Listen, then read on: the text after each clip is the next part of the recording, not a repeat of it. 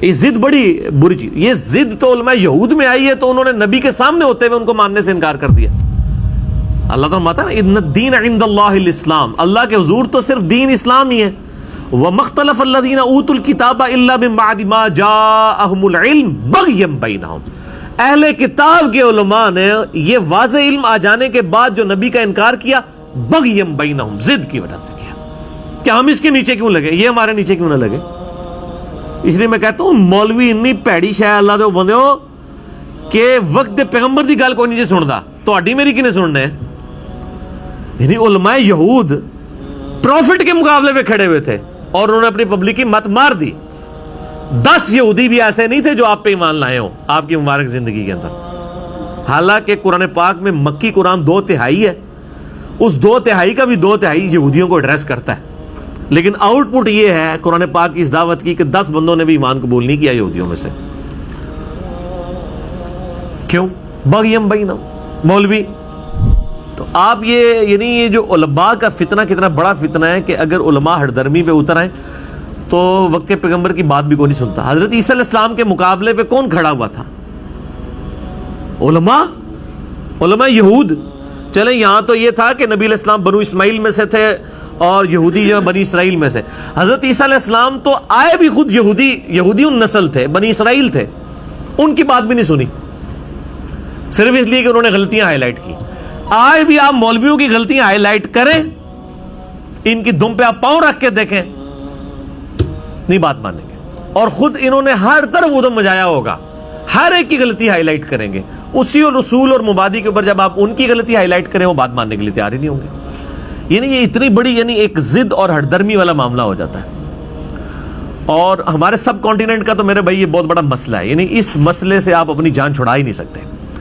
اتنا بڑا ایشو بن چکا ہے سب کانٹیننٹ کے اندر کہ یہاں پر آپ اختلافی موضوعات کے بغیر کسی کو دین کی دعوت دے ہی نہیں سکتے. لوگ کہتے ہیں میٹھی میٹھی بات کریں, میٹھی میٹھی بات کر کے کیا کریں, بیڑا غرق کریں اگلے بندے کا. لوگ میٹھی باتیں سنتے رہتے ہیں پوری زندگی, نہ ان کی عقیدے کی اصلاح ہوتی ہے, نہ ان کے نماز کے طریقے کی اصلاح ہوتی ہے, نہ ان کو یہ پتہ چلتا ہے کہ اللہ نے جو دین بھیجا تھا اپنے پیغمبر کے ذریعے وہ کیا ہے. بس وہ یہ سمجھتے ہیں دین یہ ہے کہ اچھا جی یہ جس مولوی کو میں سن رہا ہوں نا اس نے داڑھی رکھی ہوئی ہے, بس دین یہ ہے کہ میں نے داڑھی رکھ لینی ہے, میں نے پگڑی رکھ لینی ہے, شلوار ٹکنوں سے اوپر کر لینی ہے, چاہے مجھے الف بے بھی دین کی نہ آتی ہو. دین تو بنیادی طور پہ علم کا نام ہے, عمل تو بعد میں آتا ہے. یہاں پہ لوگ نمازیں کب شروع کرتے ہیں؟ کسی کا جوان بیٹا مر گیا, کسی کی بیوی مر گئی, کسی کی ماں مر گئی تو نمازیں شروع کر دے گا. نمازیں کیسے شروع کرے گا؟ وہ اس کے محلے کی جو مسجد ہے نا, اس مسجد کا جو فرقہ ہے نا, اس فرقے میں وہ فلرش کرے گا.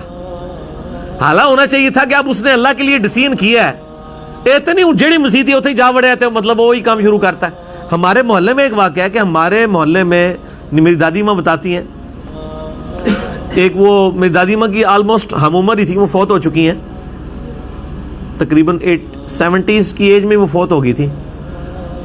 تو ان کے بارے میں دادی ماں بتا رہی تھی کہ یہ خاندان پہلے یعنی مسلمان تھا, سنی خاندان تھا. یہ جب وہ بوڑھی عورت پیدا ہوئی نا تو وہ جس باپ کے ہاں وہ اولاد پیدا ہوئی وہاں پہ ان کے گھر اولاد کوئی نہیں تھی. کتنے عرصے بعد اللہ نے ان کو بیٹی دی. اس بندے نے کبھی نماز روزہ کبھی کوئی چیز نہیں پرفارم کی تھی. یعنی میں بات کر رہا ہوں 19 کوئی 20-25 کے قریب کی, پاکستان بننے سے پہلے. ان کے گھر بیٹی ہوئی, وہ اتنا خوش ہوا کہ وہ مسجد میں چلا گیا شکرانے کے نفل پڑھنے کے لیے. اور وہ مسجد جو ہے وہ قادیانیوں کی عبادت گاہ تھی, وہ قادیانی ہو گیا, آج ان کی پوری نسل قادیانی ہے. استغفر اللہ پڑھ رہے ہوتے بریلوی دیوبندی اہل حدیث بھی انجی ہوئے جائے. یعنی آپ نے کبھی دیکھا ہے کہ ایک بریلوی کی ماں مری ہو اور اس نے نمازیں شروع کر کے وہ اہل حدیث ہو گیا ہو؟ فلرشنگ بریلوی ہوگا, وہ بریلویت میں ترقی کرے گا, اسلام میں نہیں. اہل حدیث جو ہے وہ اہل حدیثیت میں ترقی کرے گا, اسلام میں نہیں. ایک شیعہ تو وہ شیعت میں ترقی کرے گا. کبھی آپ نے سنا ہے کہ جی ایک شیعہ کا جوان بچہ مر گیا اور ماشاءاللہ وہ اس کے بعد سنی ہو گیا؟ نہیں, وہ پریکٹسنگ شیعہ ہو جائے گا. اوکے گا ایت کی مرم والے لوگ تھے 2 دن میں 10 دیکھا دیا گا. تو یہاں پہ جب کوئی بندے کو ٹھوکر لگتی ہے نا، وہ علم نہیں حاصل کرتا بلکہ اپنے فرقے میں فلرش کرتا ہے. اور ٹنی والا ہی کام ہوا نا، پڑھ پڑھا کے سنی، ٹنی پڑھ پڑھا کے نہیں، بس وہ ویخ بکھا کے سنی، اندھے بن کے سنی. تو یہ اس طریقے سے معاملات چل رہے ہوتے ہیں. اللہ تعالیٰ جس کو توفیق دیتا ہے وہ پھر علم کے اوپر یعنی بنیاد رکھتا ہے. اور نبیوں کی وراثت جو ہے وہ تو علم ہے نا جی، عمل تو بعد کی چیز ہے. تو یہاں لوگ کہتے ہیں جناب وہ بڑا نیک ہو گیا، اور نیکی کیا ہو رہی ہوتی ہے، وہ دیکھتے ہیں وہ چہرہ بڑا نورانی ہو گیا. وہ اللہ تو بندے ٹرمپ کو داڑھی دکھوا دیں، اس کا چہرہ بھی آپ کو نورانی نظر آنا شروع ہو جائے گا. ٹھیک ہے نا جی. یعنی شکلوں سے کیسے کوئی فیصلہ کر سکتا ہے؟ تارج میر صاحب کی شکل دیکھ کے کیا بریلویوں نے مان لیا کہ ہاں جی وہ دیوبندی بڑے سونے ہوتے ہیں؟ وہ کہیں گے نہیں جی تانوں سونی لگ رہی ہے، سامنے پھٹکار نظر آ رہی ہے ہوتے. ٹھیک ہے. اور دیوبندیوں سے پوچھیں وہ کہیں گے الیاس قادری صاحب کے بارے میں اس طرح کے نعوذ باللہ کمنٹس کر دیں گے. تو یہ سارے ایک دوسرے کے بارے میں کرتے ہیں. آپ میں یعنی جب یہ علماء کے جو کلپس ہیں نا آپ اپلوڈ ہوئے ہوتے ہیں نا، ان کے نیچے کمنٹس پڑھا کریں. ایک ہی مولوی کے بارے میں ایک بندہ کہہ رہا ہوتا ہے کتنا نورانی چہرہ ہے، دوسرا کہتا ہے لعنت پہ ہی ہے. چلو ویڈیو ڈیفرنٹ نہیں ہوتی، ایک ہی ویڈیو میں ایک بندے کو لعنت نظر آ رہی ہوتی ہے، ایک کو نورانیت نظر آ رہی ہوتی ہے. سر یہ دونوں ہی فراڈ ہے. آپ کے سامنے اگر صحابہ بھی زندہ ہو کے آ جائیں نا تو آپ کو ان کے چہروں پہ کوئی نورانیت نہیں نظر آئے گی، کیونکہ آپ نے جو کرائٹیریا رکھا ہوا ہے نا نورانیت کا وہ ڈیفرنٹ ہے.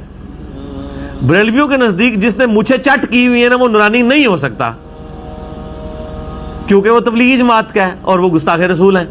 آپ ایک صحابی کی مونچھیں مونڈ کے اس کو تارج میر والے بالکل گیٹ اپ بنا کے لیں سامنے، وہ کہے گا لعنت پہ ہی ہے. باج دسنا ہے انہوں کے صحابی ہے، پہلے نہیں. تو اسی طریقے سے باقیوں کا بھی حال ہے. آپ کسی صحابی کو سبز پگڑی بنا کے لے آئیں تو پھر سارے پاکستان دے اہل حدیثاں نوں تسی اکٹھا کر کے منواؤ نہ کہ صحیح العقیدہ کہے گا مشرک ہے. وہ نہیں تکے گا یہ بول رہے تو پتہ لگے، نہیں وہ کہے گا شکل سے فیصلہ کرتا ہے بھائی یہ سبز پگڑی پائی مشرک ہے.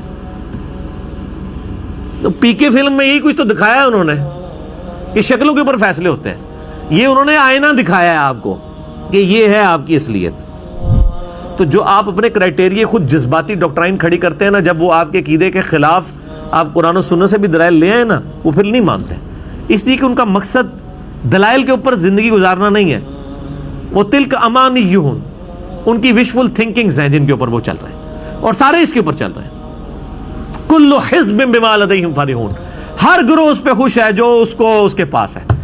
وہ اہل حدیثوں سے جب ہم کہتے ہیں نا یار یہ اپنی اصلاح کرو یار، وہ کہتے ہیں یار گل سنو توحید تے صحیح ہے نا. آپ بریلویوں سے بات کرتے ہیں تو وہ کہتے ہیں جناب دیکھ لیں جناب، سوائے ابلیس کے جہاں میں سبھی تو خوشیاں منا رہے ہیں. آج دیکھو 12 ربیع الاول کے دن حامی نکلے ہیں نا، باقی تو سارے گستاخ ہیں. آپ بزرگوں تو ایسی مننے ہیں نا. آپ دیوبندیوں سے بات کر لیں تو وہ آپ کو کہیں گے جناب باقی چیزیں چھوڑیں، دیکھیں صحابہ کے دفاع پہ تو ہم نہیں سارا کھڑے ہیں نا. دیکھیں آگ 4 یار کے نعرے ساری طرف ہم نہیں لگائے ہیں نا. شیعہ کے پاس چلے جائیں وہ کہیں گے دیکھ لیں جی وہ اہل بیت کی محبت تو نبی علیہ السلام نے غدیر خون پہ 2 ہی چیزیں چھوڑی تھی، قرآن اور اہل بیت. تو اہل بیت کو ہم نہیں پکڑا ہوا ہے نا. اچھا یہ نہیں کہیں گے قرآن کو بھی ہم نہیں پکڑا ہوا ہے، کوئی قرآن نہیں پکڑا ہوا.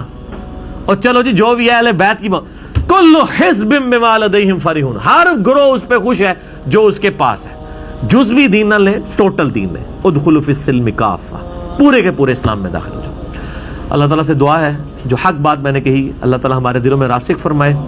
اگر جس بات میں میرے منہ سے غلط بات نکل گئی تو اللہ تعالیٰ ہمارے دلوں سے معاف کر دے. ہمیں کتاب و سنت کی تعلیمات پر عمل کر کے دوسرے بھائیوں تک پہنچانے کی توفیق عطا فرمائے. سبحانک اللہم و بحمدک، اشہد ان لا الہ الا انت، استغفرک و اتوب الیک.